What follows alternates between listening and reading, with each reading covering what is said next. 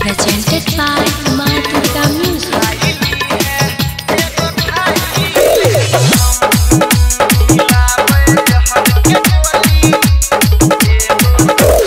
DJ Vikas, Matlar Kala Sitamarhi.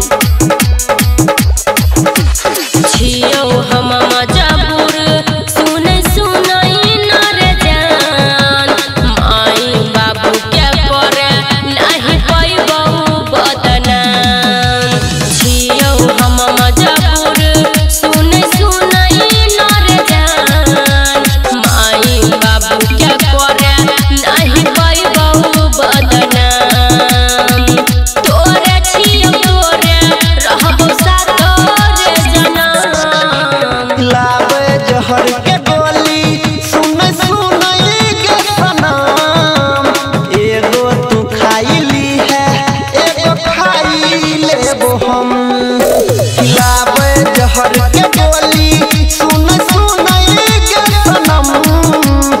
एगो तू खाइली है एगो खाई लेबो हम।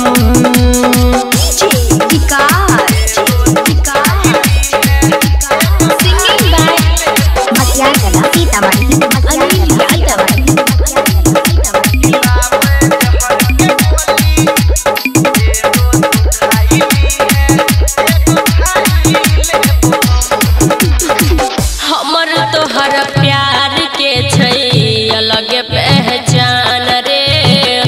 दिल से चाहै छियो तोरा जानू भगवान रे।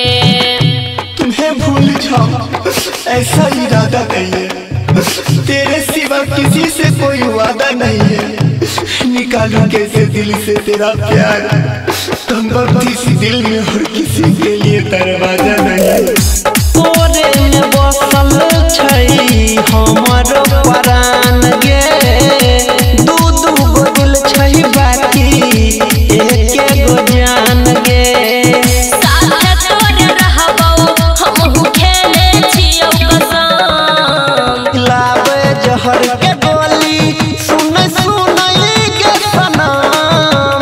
एगो तू खाइली है एगो खाई लेबो हम।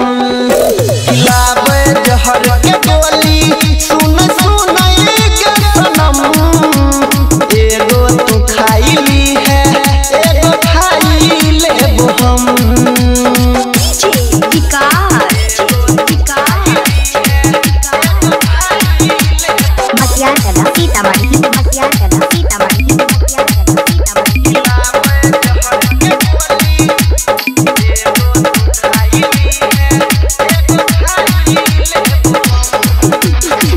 दुनिया के नजर में हम के लिए कसूर रे।